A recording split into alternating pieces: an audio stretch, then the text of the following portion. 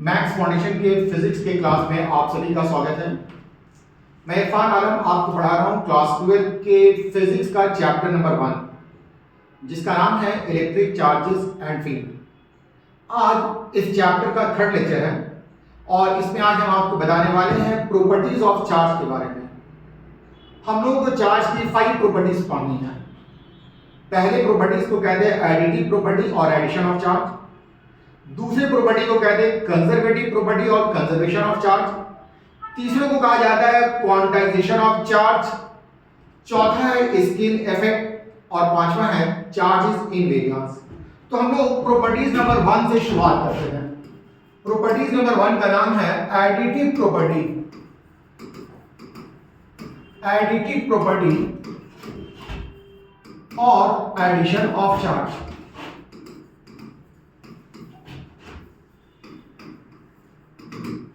ये property addition से बना है। इस प्रॉपर्टी के जरिए किसी भी बॉडी पर नेट चार्ज कितना होता है ये हम लोग कैलकुलेट कर सकते हैं। और नेट चार्ज कहां से कैलकुलेट करेंगे? तो सिंपल जो एडिशन होता है उसी एडिशन से किसी भी बॉडी पर नेट चार्ज कैलकुलेट किया जा सकता है।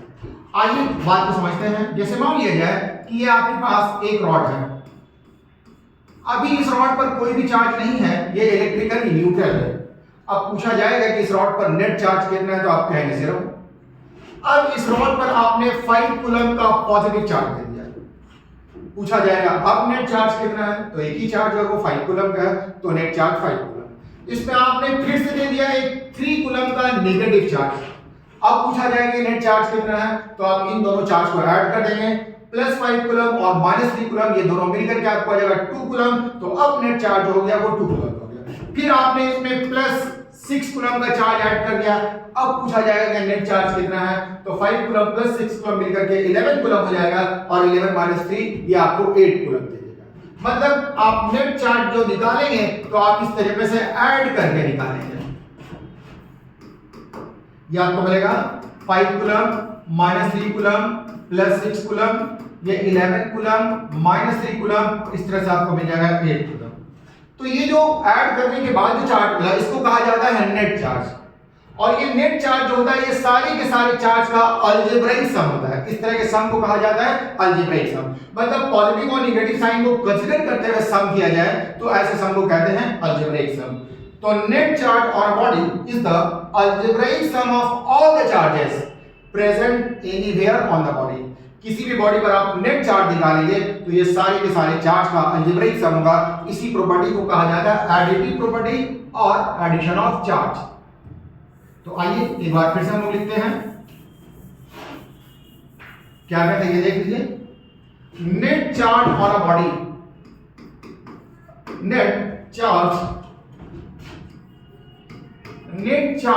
On a body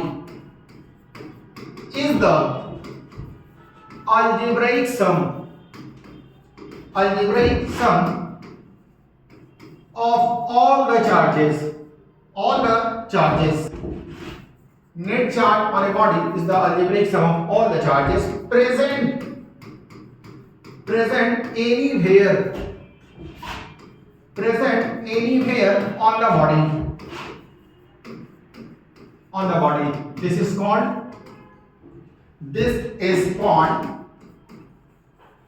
additive property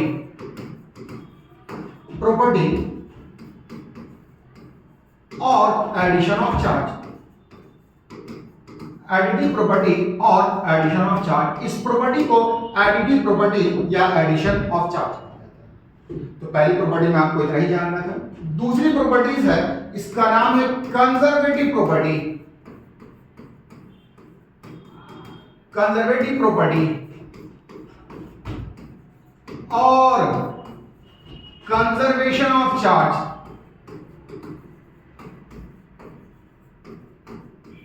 conservative property और कंजर्वेशन ऑफ चार्ज। ये कंजर्वेशन वर्ड आपने सुना होगा, conservation of energy. Conservation of energy में आपने पढ़ा energy can neither be created nor be destroyed. Energy ना तो क्रिएट किया जा सकता है ना ही डिस्ट्रॉय किया जा सकता है, सिर्फ एक फॉर्म से दूसरे फॉर्म में चेंज किया जा सकता है। सिमिलर यहां पर है चार्ज को ना तो क्रिएट कर सकते हैं ना ही डिस्ट्रॉय कर सकते हैं, सिर्फ एक बॉडी से दूसरे बॉडी में ट्रांसफर कर सकते हैं। तो charge can neither be created nor be destroyed. This is called conservative property और कंजर्वेशन ऑफ चार्ज। चार्ज को ना तो क्रिएट किया जा सकता है ना ही डिस्ट्रॉय किया जा सकता है। So charge can neither be created nor be destroyed but it can be transferred from one body to another. This is called conservative property or conservation of charge. तो लिख लेंगे आप, charge can neither be created, charge can neither be created nor be destroyed, nor be destroyed, but it can be transferred, but it can be transferred from one body to another. Charge can neither be created nor be destroyed, but it can be transferred from one body to another. Charge को आप ना तो create कर सकते हैं ना ही destroy कर सकते हैं, सिर्फ एक बॉडी से दूसरे बॉडी में ट्रांसफर कर सकते हैं। इसी को कहा जाता है, this is called conservative property,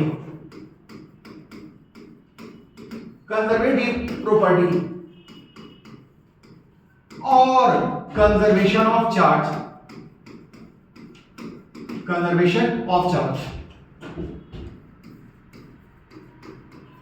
अब हम लोग कंजर्वेशन ऑफ चार्ज से सीखते क्या है? तो कंजर्वेशन ऑफ चार्ज से ये पता चलता है कि किसी भी आइसोलेटेड सिस्टम का, कोई भी एक आइसोलेटेड सिस्टम है तो उसका नेट चार्ज हमेशा कंजर्व होता है। तो एक नोट में लिख देंगे, note 1, net charge of an isolated system always remains conserved,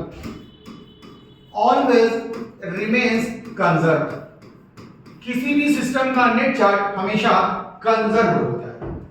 इसे हम लोग एक एग्जांपल से समझ सकते हैं। सपोज कीजिए कि अपने पास,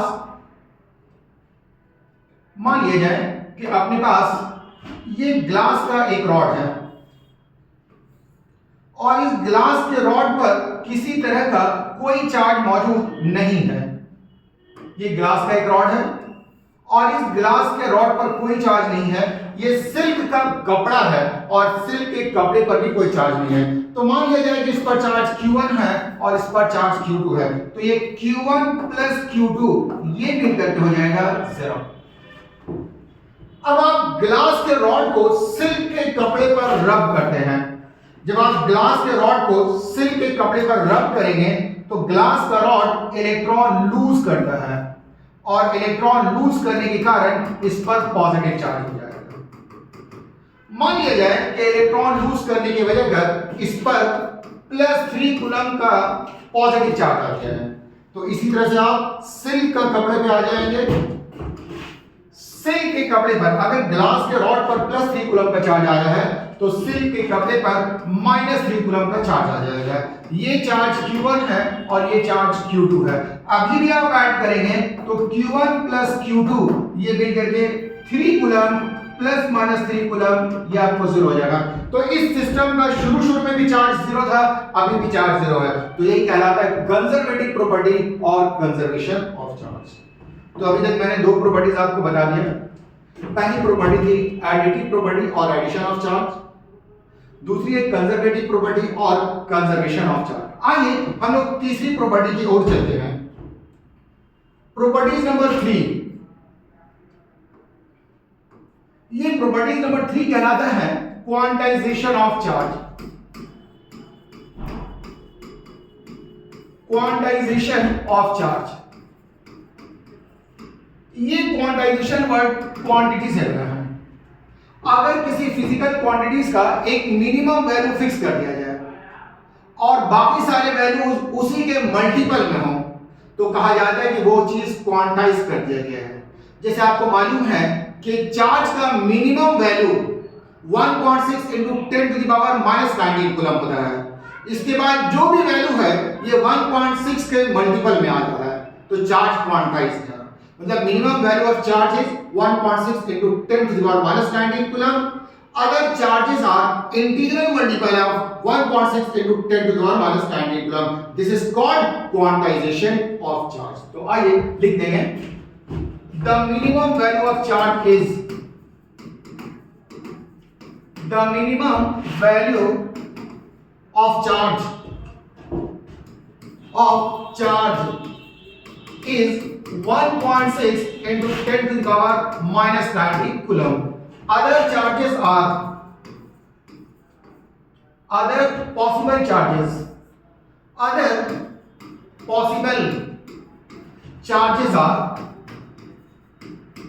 are integral multiple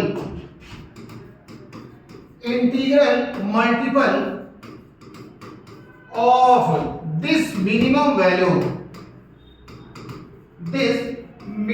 value of charge. This is called quantization of charge. This is called quantization of charge.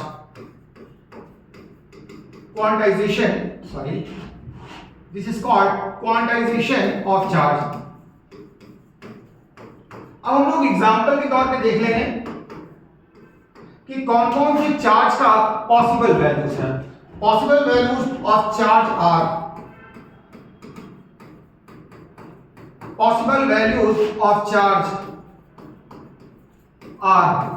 Charge का सबसे पहला और सबसे कम पॉसिबल वैल्यू है 1e। इसे 1e से लिखा जाता है। 1e के मतलब हुआ 1 into 1.6 into 10 to the power minus 19 coulomb. ये हो जाएगा 1.6 into 10 to the power minus 19 coulomb. इससे कम चार्ज पॉसिबल है, ये सबसे कम चार्ज। इसके जस्ट बाद जो चार्ज मिलेगा उसका वैल्यू 2e हो जाएगा। मतलब 2 into 1.6 into 10 to the power minus 19 coulomb, मतलब ये हो जाएगा 3.2 into 10 to the power minus 19। इसके बाद जो इससे ज्यादा वैल्यू होगा वो 3e हो जाएगा। मतलब 3 into 1.6 into 10 to the power minus 19 coulomb, मतलब ये हो जाएगा 4.8 into 10 to the power minus 19। मतलब जो भी चार्ज E के मल्टीपल में होंगे वो चार्ज का पॉसिबल वैल्यू होगा, जो E के मल्टीपल में नहीं होंगे वो पॉसिबल वैल्यू नहीं होगा। और आगे देखते हैं 4e, इसके मतलब हुआ 4 into 1.6 into 10 to the power minus 19 coulomb, ये हो जाएगा 6.4 into 10 to the power minus 19 coulomb. इसके बाद है 5e,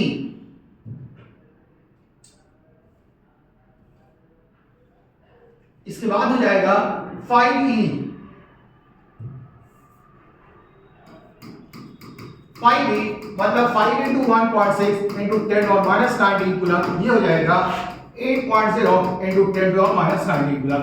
ये सारे के सारे पॉसिबल वैल्यूज ऑफ चार्ज है। तो चार्ज का सबसे कम वैल्यू 1 इलेक्ट्रॉन की वजह से 1e, 2 इलेक्ट्रॉन की वजह से 2e, 3 इलेक्ट्रॉन की वजह से 3e, 4 इलेक्ट्रॉन की वजह से 4e, 5 इलेक्ट्रॉन की वजह से 5e, 10 इलेक्ट्रॉन की वजह से 10e और n इलेक्ट्रॉन की वजह से ne हो जाएगा। तो एक फॉर्मूला हम लोगों को मिल गया। Similarly Q is equal to plus minus ne। ये प्लस में भी हो सकता है और माइनस में भी। वेयर Q कहलाता है, वेयर Q ये है नेट चार्ज, E है इसका वैल्यू हम लोग लेंगे 1.6 into 10 to the power minus 19 coulomb. ये नंबर ऑफ इलेक्ट्रॉन्स है, नंबर ऑफ इलेक्ट्रॉन्स है जो कि आपको इंटीजर में होगा 1 2 3 4 5 6 इस तरह से होगा। तो हम लोग को एक फॉर्मूला मिल गया Q is equal to plus minus ne। इससे हम लोग नेट चार्ज किसी भी बॉडी पर निकाल सकते हैं और कौन सा चार्ज का पॉसिबल वैल्यूज है ये हम लोग इस कॉन्सेप्ट से कर सकते हैं। आइए क्वेश्चन करके देखते हैं। Question number 1, which of the following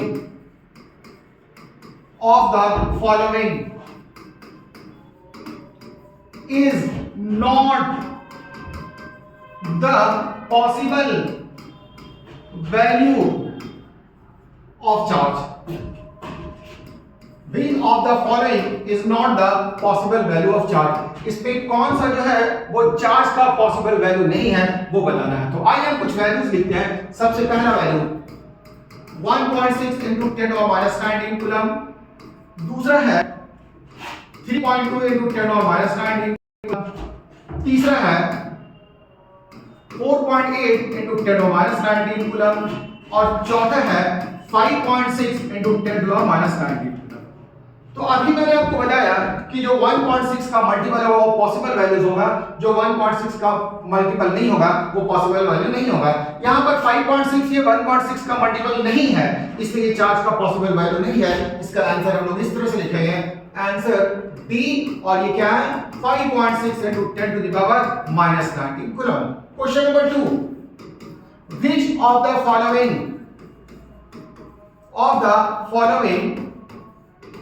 is possible value of charge, इसमें कौन सा चार्ज का पॉसिबल वैल्यू है? इसमें सबसे पहला वैल्यू दे दिया है 3.2 into 10 to the power minus 19 coulomb, दूसरा वैल्यू है 3.8 into 10 to the power minus 19 coulomb, तीसरा वैल्यू है 5.6 into 10 to the power minus 19 coulomb, और चौथा है 7.6 into 10 to the power minus 19 coulomb. तो अब सवाल ये होता है कि इसमें कौन सा पॉसिबल वैल्यू है? तो आप देखेंगे सिर्फ और सिर्फ 3.2 ये 1.6 का मल्टीपल है, तो ये वाला इसका आंसर हो जाएगा 3.2 into 10 to the power minus 19 coulomb. तो इसका आंसर आ जाएगा ए, और ये है 3.2 into 10 to the power minus 19 coulomb. तो इस कॉन्सेप्ट से हम लोग चार्ज का कौन सा वैल्यू पॉसिबल होगा या कौन सा वैल्यू पॉसिबल नहीं होगा ये हम लोग मालूम कर सकते हैं। आइए हम लोग कुछ और क्वेश्चन करके देखते हैं। Question number 3, a body has 3 into 10 to the power 17 number of excess of electrons, find net charge on the body,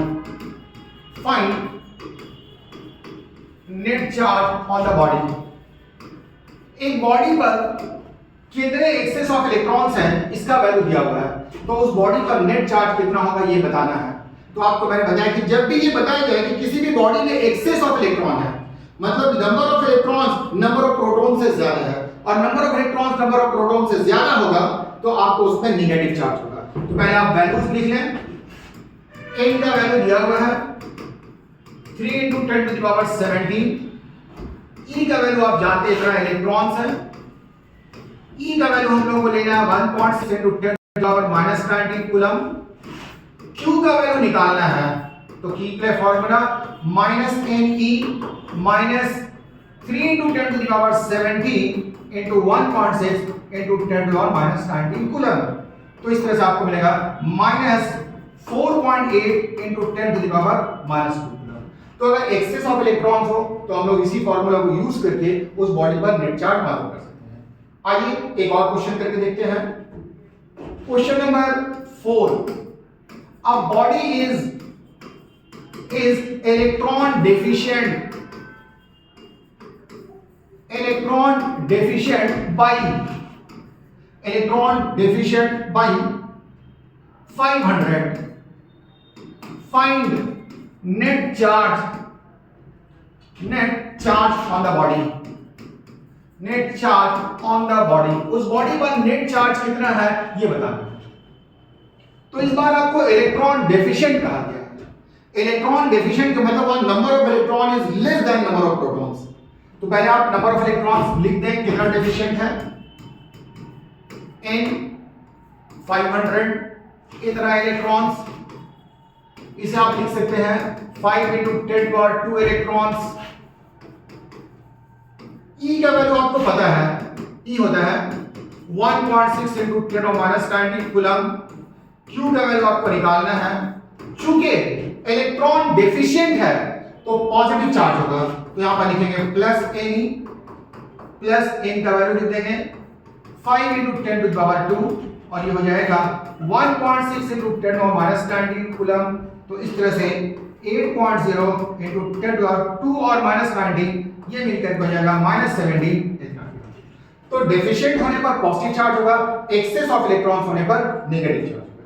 आइए एक और इंपॉर्टेंट क्वेश्चन करके देखते हैं। क्वेश्चन नंबर ये हो जाएगा 5। हाउ मेनी इलेक्ट्रॉन्स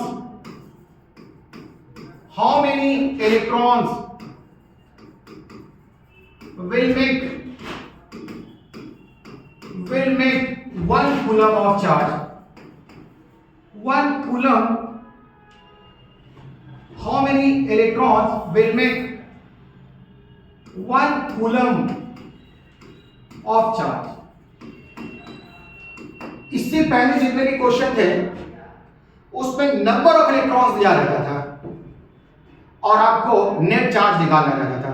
इस बार चार्ज का वैल्यू दिया हुआ है और आपको इलेक्ट्रॉन्स निकालना है, तो आसान तरीका है। पहले आप चार्ज का वैल्यू लिख दीजिए, पहले चार्ज का वैल्यू लिख देंगे। Q दिया हुआ है 1 कूलम, E का वैल्यू होता है 1.6 इंटू 10⁻19 कूलम और N का वैल्यू निकालना है। फॉर्मूला आप जान दें, Q is equal to N into E, तो N इंटू E ये बराबर हो जाएगा Q के, तो N इज इक्वल हो जाएगा Q डिवाइडेड बाई E। अब आप दोनों का वैल्यू रख दीजिए। Q का वैल्यू है 1 कूलम, ये 1.6 इंटू 10⁻19 कूलम हो जाएगा। Coulomb coulomb cancel. अब आपको इसको सिंपलीफाई करना है। सिंपलीफाई करने के लिए 10⁻19 है, इसे डिनोमिनेटर से न्यूमरेटर में ले जाएंगे तो इसके पावर का साइन चेंज हो जाएगा। तो n का वैल्यू हो जाएगा 1 into 10 to the power plus 19 divided by 1.6। जब आप 1 को 1.6 से डिवाइड कीजिएगा तो ये आपको मिलेगा 0.625 इंटू 10 टू द पावर 19। अगर 10 टू द पावर 19 से एक तो 10 निकाल लेते हैं तो 10 टू द पावर 18 बच जाएगा और उस 10 से इसको मल्टीप्लाई कर 6.25 इंटू 10 टू द पावर 18। इतना इलेक्ट्रॉन्स, अगर आप किसी भी बॉडी से इतना इलेक्ट्रॉन्स निकाल लेंगे तो उस पर 1 कूलम का पॉजिटिव चार्ज आ जाएगा और इतना इलेक्ट्रॉन्स डाल देंगे तो 1 कूलम का नेगेटिव चार्ज आ जाएगा। तो 3 प्रॉपर्टी मुझे आज बतानी थी। पहला था एडिटिव प्रॉपर्टी और एडिशन ऑफ चार्ज, दूसरा है कंजर्वेटिव प्रॉपर्टी और कंजर्वेशन ऑफ चार्ज, तीसरा है क्वांटाइजेशन ऑफ चार्ज। इसके बारे में हम लोग और बातें सीखेंगे आपको अगले क्लास में। तब तक के लिए मुझे इजाजत दें। Thank you.